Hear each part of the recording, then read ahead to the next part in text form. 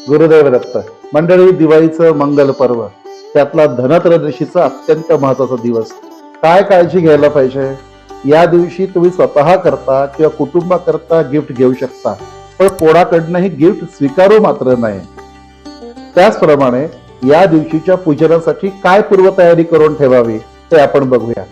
मीठ जरूर घ्यावं, 2 केरसुण्या म्हणजे झाडू घ्यावेत, धणे घ्यावेत, गणपतीचा फोटो, सरस्वतीचा फोटो, कुबेर पूजनासाठी कुबेराची मूर्ती, कुबेराचा टाक दोन्ही चालेल, कुबेर यंत्र देखील चालेल.